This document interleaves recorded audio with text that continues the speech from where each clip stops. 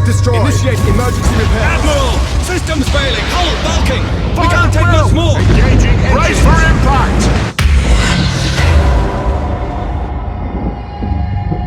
The flagship has been destroyed! The battle is lost! All vessels, prepare to retreat! Disengage! Disengage! Cadia fell at Abaddon's hand. Captain, Xenos contact! All ahead full! Maximum burn! Prepare warp engines! Now! Disengaging!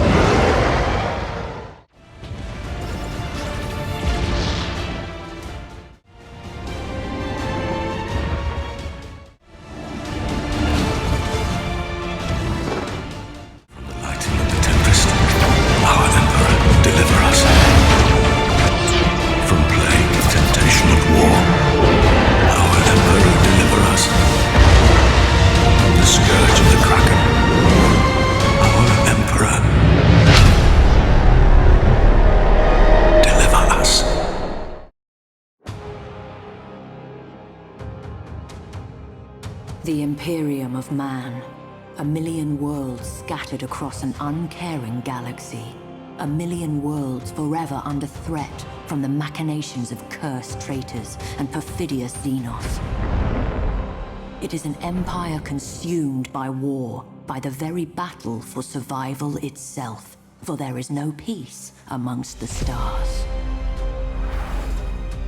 The Space Marines, genetically modified warriors who know no fear, spearhead every counter-assault, taking the battle to the heart of the foe. From the smoke-wreathed horror of Adeptus Mechanicus Forge Worlds sail warships of fearsome potency, their weapons blessed by the Machine God, and their crews dedicated to the Omnissire's holy cause. The Scholar Progenium molds callow flesh into leaders, officers of the Imperial Navy, the greatest fleet ever to span the stars. These heroes dedicate their life to the Imperium's defense, confronting the ceaseless threat of chaos wherever it manifests. The war against the dark gods and their worshippers is the eternal battle for the soul of mankind, for the future of the galaxy itself. It is the forge upon which true heroes are struck and legends tempered. Admiral Spire is one such legend, savior of the Gothic sector, vanquisher of Warmaster Abaddon's 12th Black Crusade. For centuries he has been lost, trapped in the shifting tides of the Imperium, while in pursuit of the hated foe. Such travails would drive an ordinary man to madness, or into the clutches of the very gods he once opposed. But Spire is no ordinary man, and his time is coming once more.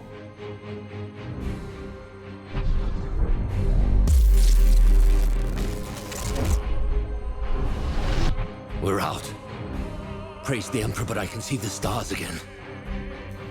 Receiving distress hymnals. The region's alive with them. According to the timestamps, Admiral, the year. It's 999 M41. We've been lost in the warp for over 800 years. And Cadia, the hymnals report that it's been destroyed, sir. There's a lot of confusion out there, sir. And Admiral, Cadia fell at Abaddon's hand. Then we are returned not a moment too soon. Navigator, chart a course to the Cadian system.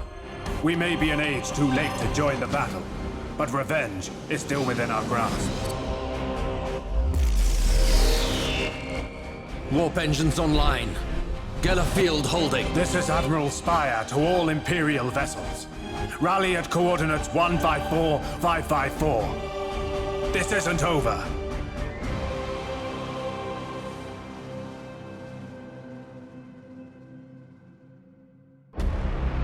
The Forge World Agrippina itself would have fallen millennia ago, but for its formidable defenses, now bolstered by the Cadian diaspora.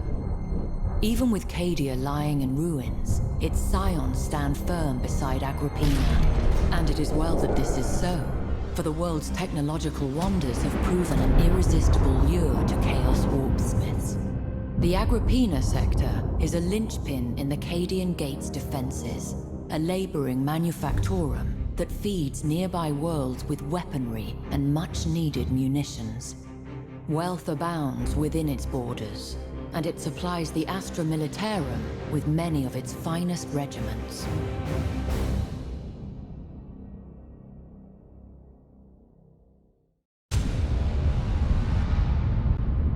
"10,000 years have passed since the galaxy burned in the fires of the Horus Heresy.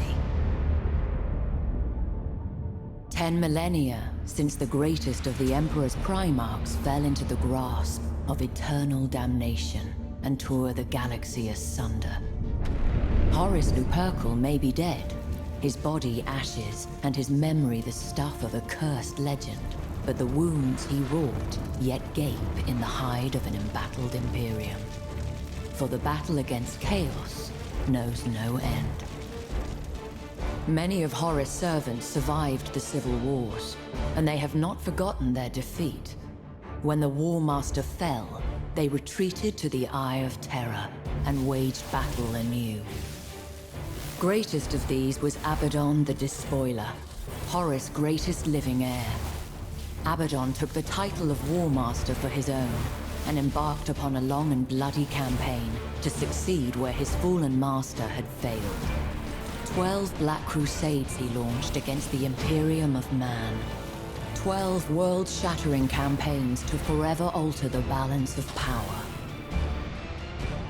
Now, as the millennium draws to a close, a vast armada of traitors slips its moorings as Abaddon launches his 13th and perhaps final strike.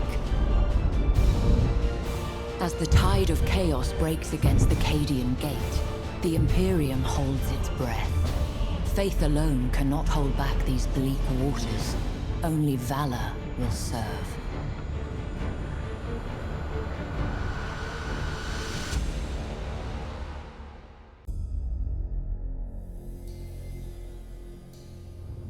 The Fortress Oubliette of Nemesis Tessera was once the Inquisition's most closely guarded secret. A bastion of knowledge and rigor, and a convocation point for the Imperium's most trusted servants. No more. The onset of the 13th Black Crusade set the world awash with treachery and war. Though Nemesis Tessera's dread secrets were stolen, the world itself endured, thanks to the heroism of the Space Wolves and Inquisitor Ciro.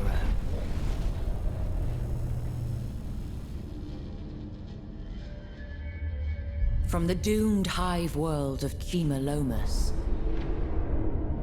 to the seditious penal world of Avara's Gulag, the sector remains crippled by corruption and heresy. Yet in the forsaken fields of the Obsidian Depths, mutation, madness, and all their damned siblings are curiously absent. It is as if the Obsidian Depths border onto something not yet adequately defined, or perhaps waiting to be discovered.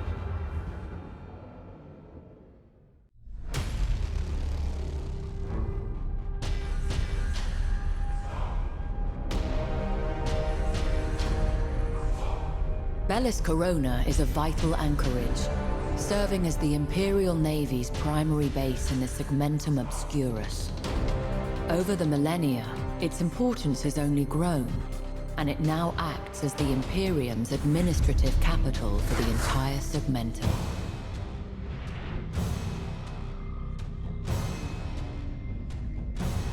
In the prelude of the 13th Black Crusade, the arch-traitor Typhus descended on Bellis Corona, spreading a devastating contagion named in whispers as the Plague of Unbelief.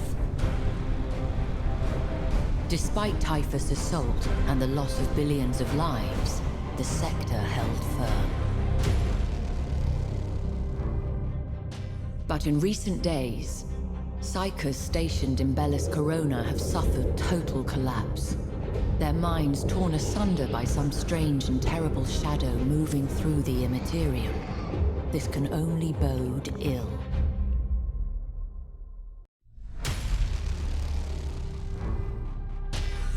The Tyranids, the great devourer. In all the stars, there has never been a Xenos race more inimical to the survival of mankind. Indeed, they are the bane of all other life. Their origins are but poorly understood, the stuff of rumor and supposition and nightmare. The adepts of Mars believe that a single unknowable consciousness guides the Hive Fleets about their voracious purpose. This consciousness knows only unquenchable hunger. Hive ships serve as synapse nodes, spreading the influence of the Tyranid hive mind across the stars. Such is the hive mind's suffocating will that the warp is distorted for light years around. Confusion and terror spread before the Hive Fleets advance, as dreams darken and madness spreads. As the Hive Fleets advance, the suffocating embrace quenches the Emperor's light and drowns doomed worlds in psychic shadow.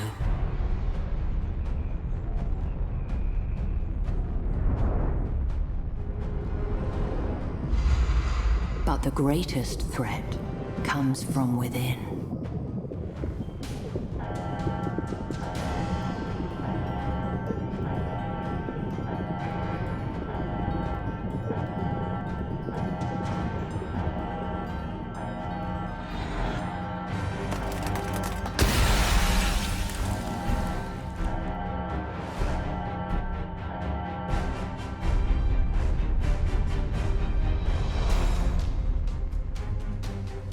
Foul creatures known as gene stealers infiltrate unvigilant worlds. A patriarch arises from the population's subverted flesh and projects a psychic beacon to draw the Hive Fleet ever closer. As the gene stealer cult grows in power, they emerge from the shadows of their benighted world. Civil war rages, shaking the planet asunder. Then the skies darken with spores and the Hive Fleet's voracious tendrils. The cultists exult at the fulfillment of prophecy and their ascension into the light. Their delusions die with them.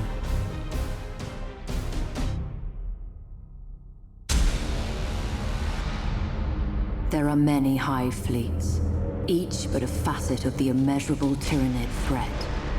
Leviathan is the greatest, and has wrought ruin on a scale never before witnessed. Though the great rift arising from Cadia's ruin has severed many of Leviathan's tendrils, many more remain. Even now, one is surging towards the Eye of Terror.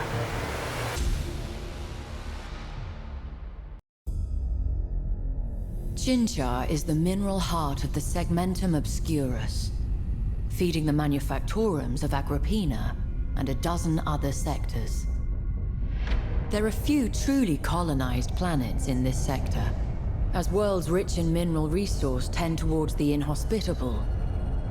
The citizens of Chinchar are likely to be slaves or penal workers, living out miserable lives in arid mines or aboard freighters.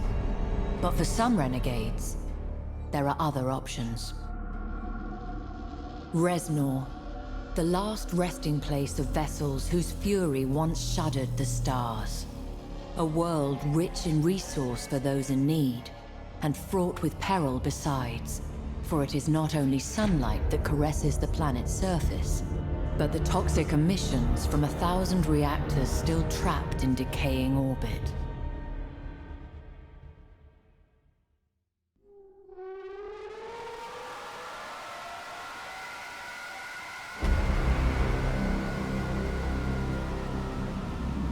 The region of space now known as the Eye of Terror was once home to the Eldari Empire.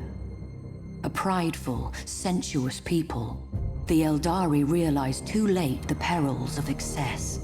The fourth Chaos God, Slaanesh, was born from their debauchery. Its coming heralded by a psychic scream that shook real space to its foundations and devastated the Eldari.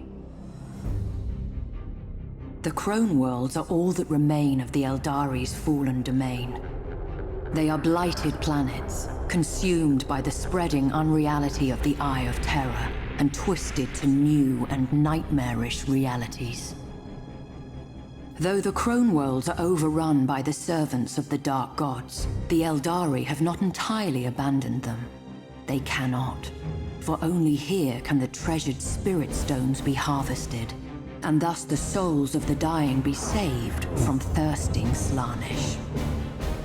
Such expeditions are fraught with peril, for there are few more dangerous places amongst the stars. Many who seek the Crone Worlds do not return. The Eldari have never recovered from the horrors of the Fall. They are a fractured, dwindling population on the brink of extinction. Most dwell aboard star-treading craft worlds, honing their peerless minds along the disciplined paths in the hope of staving off the perils of decadence and thus preventing a second, final catastrophe. But not all Eldari can bear the rigidity of craft world life. Some depart their homes, seeking adventure amongst the stars as corsairs. Such lives are fraught with danger, but are also rich with excitement. These outcasts can be found in every corner of the galaxy, blazing a brief but exhilarating trail before madness claims them. The Drakari, too, live outside the structures of the Eldari path. Corrupt and cruel, they keep Slaanesh at bay, not with discipline and spirit stones, but by feasting on the torment of others. Raiders and slavers all, the Drakari are a blight upon the galaxy, as selfish as they are sadistic, as untrustworthy as they are cunning. But in recent days, the barriers between the Eldari factions have begun to crumble, with ever more gathering beneath the banner of one named Ivrain. These Inari keep their beliefs hidden as their intentions. Should they be encountered on the battlefield, caution will serve you well.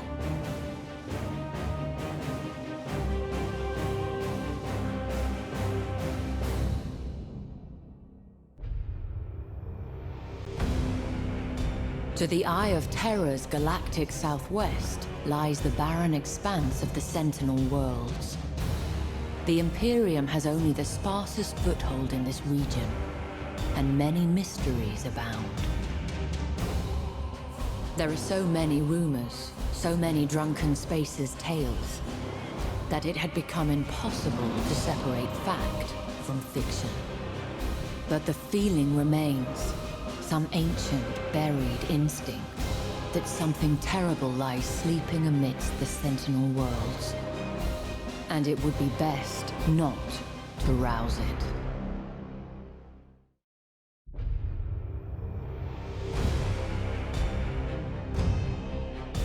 In the deepest eons of history, before mankind had even emerged from primordial ooze, the Necrontyr dominated the galaxy. But unity receded, even as the bounds of their domain expanded.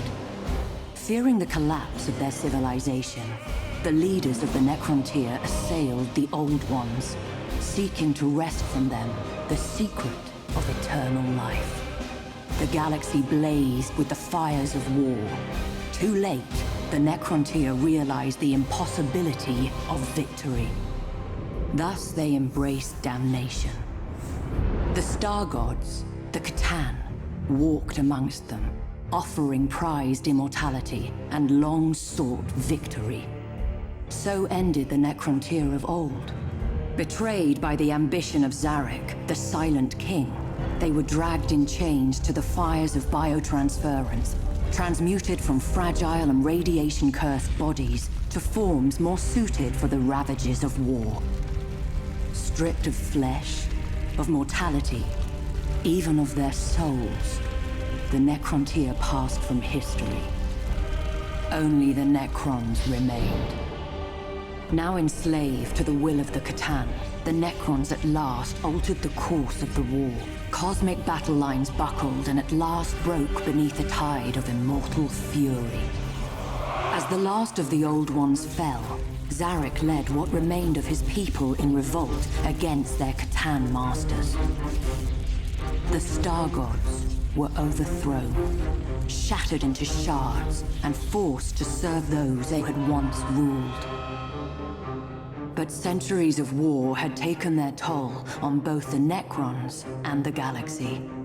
To preserve what remained of their empire, the Necrons retreated to colossal stasis tombs, to sleep away millennia while their domain healed and their rivals passed into dust.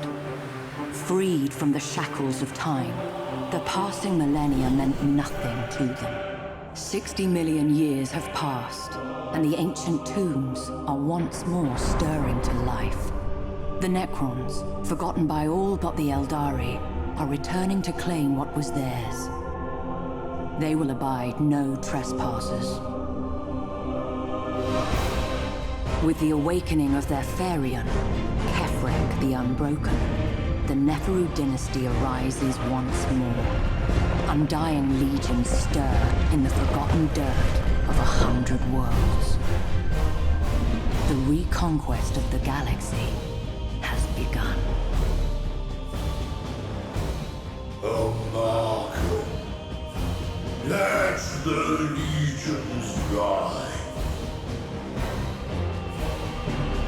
Markham, unleash the power of the Neferu. Markham, our worlds are infested. Scour them clean. This is my hour.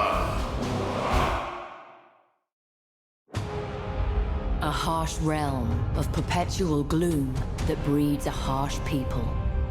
With a dark and polluted sky, Medusa's sun rarely reaches the planet's surface. It is a world of highly unstable geology, with earthquakes and volcanic eruptions constantly reshaping the mountains and seas. The world's resources have long been mined to exhaustion, plundered by the Telstarax, an ancient space station that hangs in orbit to this day. Medusa, then, is a world trapped in the past, marred by old wounds and burdened with pride and fading glory. Yet it remains a powerful symbol, and a weighty prize to he who would claim it.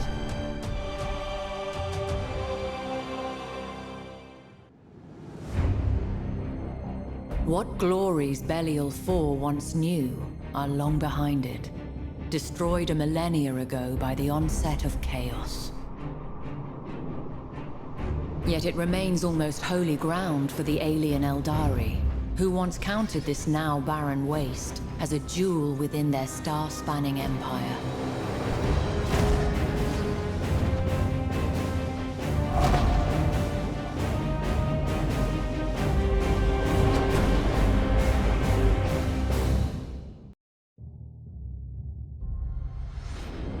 The Eldari were purged from the Cadian Gate through the efforts of Admiral Spire. It would be many generations before they dared return.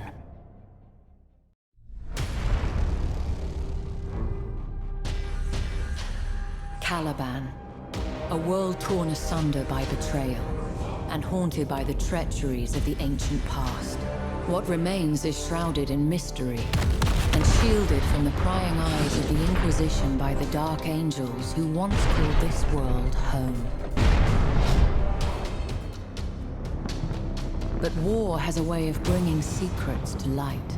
As conflict rages across the sector, who knows what glimmers of truth might flare beneath the light of dying stars.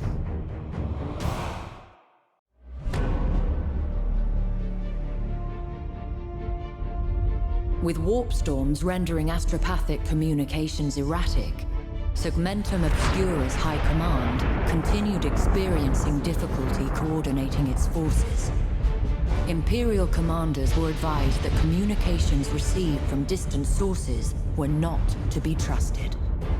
Scattered reports indicated that, in addition to Chaos incursions, Scarus nurtured an increasing greenskin menace. Eventually, High Command took this threat seriously. They acted too late. What would become known as the Green Crusade had grown from a few scattered and disorganized tribes to a mighty war that threatened to overwhelm the Imperium's embattled holdings.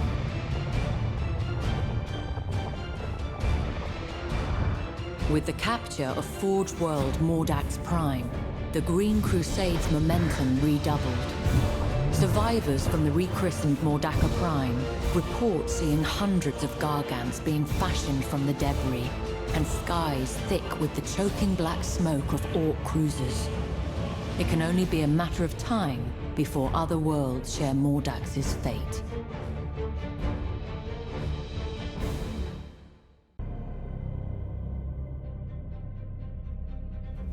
Orcs are amongst the deadliest of the Xenos races. Multitudinous, belligerent, and possessed of brutal cunning, they spread across the stars like a green tide. Even in the war-riven sectors around the Eye of Terror, forever beset by chaos, they rank amongst the greatest threats. As battle raged between the Imperium and the dread forces of chaos, the Orcs gained a foothold upon ravaged worlds, using them as staging areas from which they could slingshot deeper into Imperial territory. Orc technology is ramshackle, but terrifyingly effective, combining mismatched components, scavenged gear, and intuitive leaps to forge weapon systems whose inner workings baffle the most experienced of the Imperium's adepts, but lack for nothing in sheer unbridled firepower. In much the same way, an Orc warlord can take a multitude of squabbling clans and forge them into an unstoppable army. Such a war has the sheer unbridled might necessary to conquer the stars themselves, leaving naught but rubble in its wake.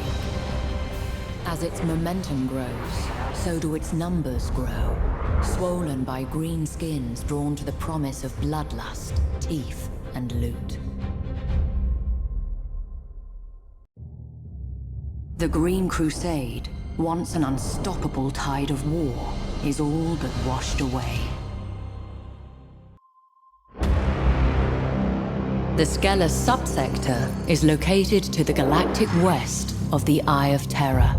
Its capital planet, Skelos, is a feral world and was once the homeworld of the Sons of Malice. Once loyal space marines, they turned on the Imperium in the years leading to the 13th Black Crusade.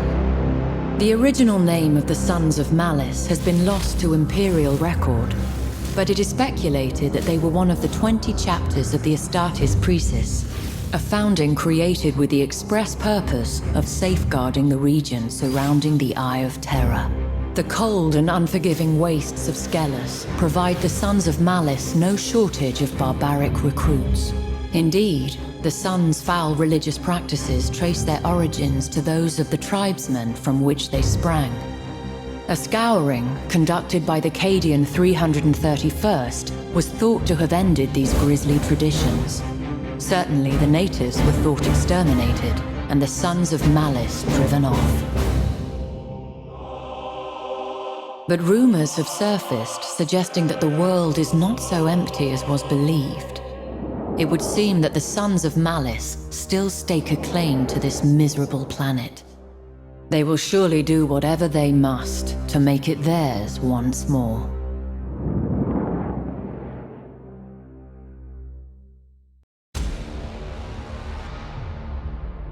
The Eidolon sector lies at the heart of the Eye of Terror, at the point where reality bleeds away into the formless tides of the Immaterium. Stronghold of the Despoiler, headwater of every Black Crusade, there is no mortal law here that is not imposed by cruelty, and no physical law beyond the whim of the Dark Gods. The Plague Planet, home of Mortarion and his Death Guard traitor legion, This is a world of 10,000 contagions, where skies weep with pus and seas teem with disease. Sortiaris is the current homeworld of the Thousand Suns Traitor Legion.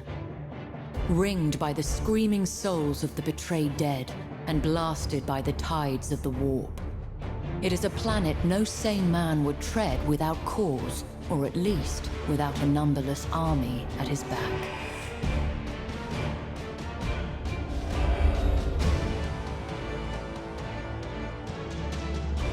Oliensis, throne of decadence, and bane of many a righteous soul.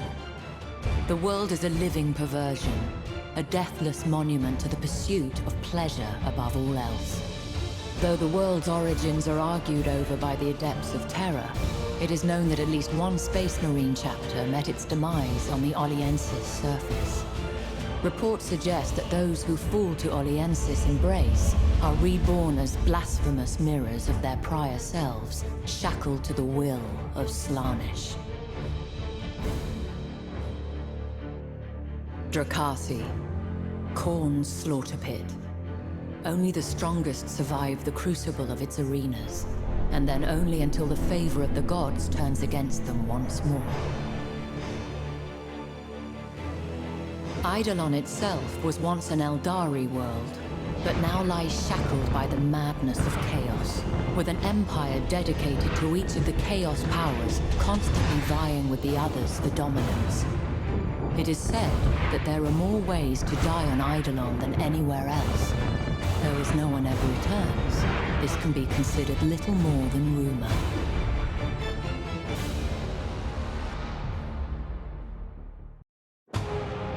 The Cadian sector is amongst the most vital of the Imperium's defenses, guarding as it does the only known navigable route out of the Eye of Terror. So long as the Cadian Gate holds, the Imperium remains secure. After 10,000 years of defiance, Cadia finally fell during the opening stages of the 13th Black Crusade. Now it is little more than an honored memory, and an example to those who strive in the service of mankind.